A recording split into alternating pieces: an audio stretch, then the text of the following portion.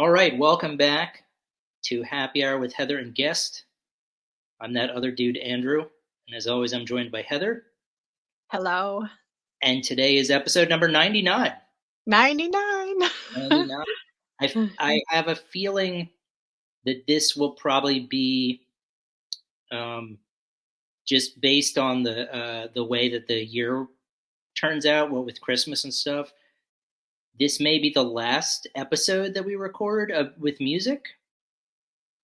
I think Yeah, we'll have to maybe. yeah. Maybe. So Maybe. Yeah. today was the ball was in your court, and why don't you tell the nice people watching who you selected?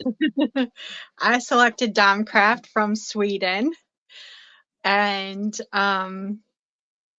I've I've followed them for quite some time, and they just released a little bit ago. They just released another album, and I thought, well, now I think is the perfect time to talk about them, especially before the end of the year. So, um, go ahead. Yeah, by all means, jump right in. Okay. Well, they have quite a few albums, but their latest is called Sonic Moons, and this is by far my favorite. In my opinion, they just keep getting better and better. If I was making an end of year list, which I haven't done in a while, but if I was to make an end of year list, this album would definitely be on it. And I think this would be towards the top of my list. That's how much I like this album. Um, the buildup of power and intensity that they achieve is spectacular.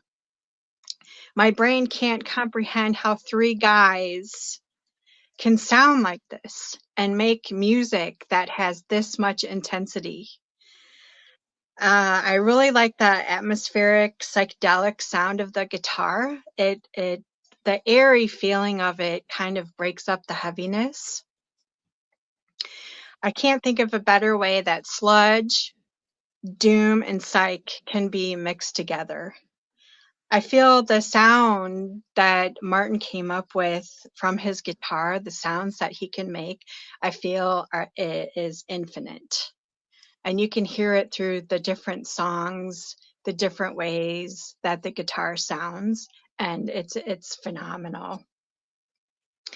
When they slow things down for the last song on the album, it's called The Big Chill, and when they slow things down and then they build that intensity back up again, it's just such a great closing for that album. This album is phenomenal, and we've talked about Swedish Doom before, and I know we've talked about how there just is nothing. There's nothing like Swedish Doom. There's nothing like it. Yeah, well, I mean, Suma comes to mind. I believe they're from Sweden. I really hope they're from Sweden. Please forgive me if I'm getting any geographical locations wrong, but yeah, they have a power and intensity about them. Um, it was interesting because when I first started listening, when I put on the first track, I was like, oh yeah, this is clearly why the sort of space rock psychedelic elements shine through right away. And my first thought was, oh yeah, this is clearly in Heather's wheelhouse. Um, and then my second thought was, I'm going to look up what Domkraft means because I'm sure it means something. Um, and it was interesting because I found, I guess there are, you know, based in different languages, the word can mean different things. Like I think in German, I was reading an article that suggested that it had religious overtones. But in Sweden, uh, Domkraft is the Swedish word for jack. Like literally, it's the Swedish word for like a car. Like if you're going to lift something heavy, and you use like a car jack, um, that's what it means. Although I think the words dom and craft mean judgment and power. So it's interesting how I mean, that's really evident. Like, this isn't one of those things where they're going to call ourselves soft spoken and then the music is going to be really loud and heavy. This one, it's like the name means judgment and power, and that's what you're going to get right off the bat. I felt like listening, when I was listening to the music, it was like somebody took off a glove and challenged me to a duel by slapping me in the face with the music. That's how powerful it was. Um, but a good power, not like I want to put my hands over my ears because it's abrasive power. Um, if that makes any sense. Um, Personal favorites of mine, I really dug the song "Magnetism" and "Black Moon Rising." Um, I don't know how much I listened to the final song, but once you mentioned that it was slower and that they sort of play with the intensity, I'll have to go back and check that out. Um, the other interesting thing is with the name that, and this is you can never trust the internet because I think some interpretation was that it was slang for masturbation, for jacking off, because it does mean jack. But I have a feeling that was just some enterprising person putting that on the internet so some idiot like myself could find it and be like, hey, did you know what this means? So I'm just going to go with judgment and power and lifting heavy things. The other interesting thing I read, I guess it's pronounced, I think it's a play on Satan cult, but it's spelled Saitankult, and it was a article in which they were interviewed. And one of the questions was, if you were going to compare the band members to animals, who would do what? So the drums would be an armadillo living in a dumpster outside of our practice space, feeding off dead rats and seagulls. The bass would be a sloth living in the back of an 8x10 cab, surviving on tobacco and pretzel crumbs. And then the guitar would be a ferret living in a pile of vintage stomp box packaging, feeding off string grease. So if you can imagine the musical equivalent of that, that's what you're going to get from Domkraft. It may take a while to figure out because that's really specific. So, Yeah. but no, it was really cool because, again, you had mentioned, the combination of sludge doom and psychedelic. Usually, when I hear space rock or psychedelic rock, it's on the lighter side. There's a lot, like, you get the sense that you're floating through space. Whereas this, you sort of feel like you're floating through space, but there's also an anchor tied to your leg. So you're not just going to fly off into the ether, but you're also going to be weighed down by the heaviness of it all.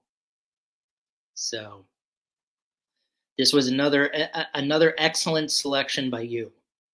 Thank you. And yeah, I don't know. I only listened to the most recent album. I didn't listen to any of their other stuff. I just wanted to get a taste.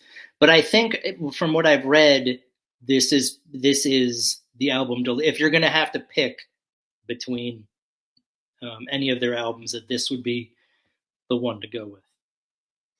Yeah, I think this one kind of has some subtle differences from their previous albums where um, it seems like they've kind of incorporated some different elements into their songs and maybe have kind of maybe I don't know if experiment is the right word, but where they've kind of gone outside of what they normally do, and it's really, I think, really a welcome change, and Sure. it's subtle. It's subtle. It's not like a huge thing, but it's like these little tiny subtle differences that you can hear in this album from previous albums. What also was interesting, I guess whomever they were interviewing, one of the band members says that they picked the name Domkraft because it sounds okay in Swedish and way better in almost every other language. Plus, people can interpret it however they want to. So perhaps they knew that some Tom Selleck wannabe looking guy would someday think it had to do with pleasuring herself. But who knows? Yeah, it's interesting because it does. I'm sure in Swedish, if you read it, you're just like, oh, okay, that's pretty straightforward. But if you're trying to find symbolism in it from another language, it's going to offer a ton of different options. Yeah. But no, this is a great way. This would probably be on my end of year of all the albums we've listened to this year that have been released in 2023. I would say this would be in my end of year list as well. Yeah. Yeah. Yeah, it's a great it's a great album. Yeah, and it another album I can think of that from this year that I really really really liked was the Hail to the Void. That one that one would definitely be up there too. Or Hail the Void, not to the void. Hail the Void. That would be up there too. Well, when we do episode 100, perhaps we can come up with end of year lists based on what we've listened to on the show. Oh yeah, just from what we've listened to on the show. Yeah, we could do. Just from what we've listened to. Yeah, yeah, yeah, we could do that. That'd be a cool thing to do. Yeah. Yes. And that's a taste of how the process works for all of you out there. Yeah. Yeah, because I stopped doing end of year lists because I feel like I haven't really given the releases that have come out throughout the year. I feel like I really haven't kept up with them super well and haven't given them enough of my full attention to warrant putting them on a list. You know, I Well, don't think that would be fair. Yeah, well, I mean, there's so many that it would be really Yeah. difficult to do, but I think we could probably go through the list of bands we listened to this year on the show and pick, like a top 5, or not even Yeah. a top 5, but just who we enjoyed listening to. Yeah. Yeah. So I think Yeah. that might be fun. Yeah. But No, we have a lot. The episode, our next episode 100.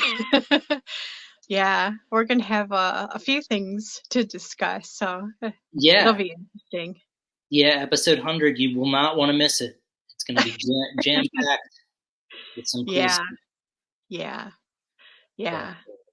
How everything came together. Yep, you're going to learn the histories of both Heather and myself, and how the show happened, the various pivot points along the way.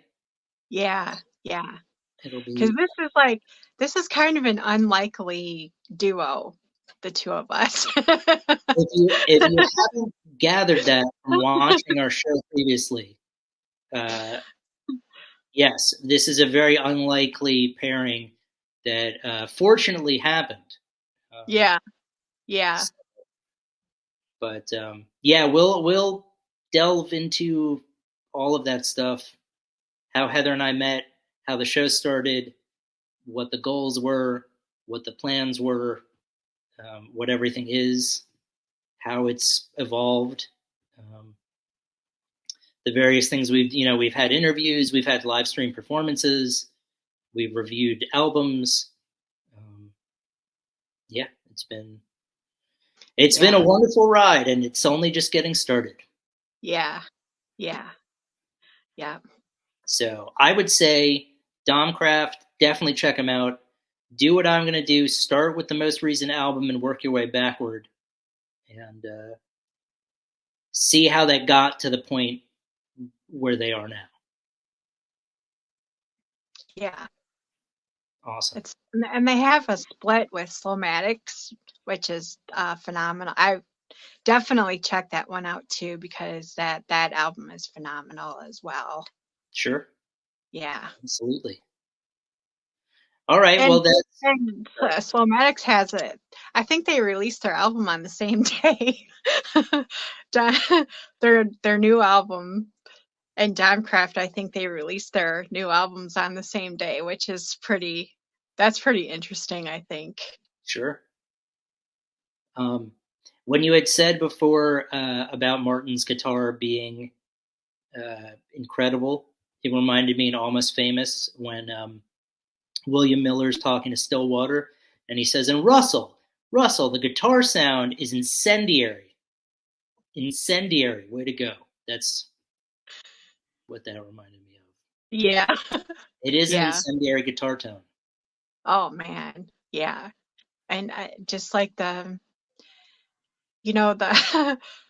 what now I could never do it myself, but what they can do with the guitar and the sounds that can come out of that, you know, out of the guitar and the pedals that they use and everything. It's just I just feel like it could go on forever, you Sure. know. Well, hopefully this is just they'll keep making music, and we'll be there for the ride. Yeah. Yeah. Cool. All right. Well, I guess this will do it for 99. And I feel like we should be playing 99 Left Balloons. And we'll be back for episode 100. Yes. Cool. Well, have a good one. Thank you.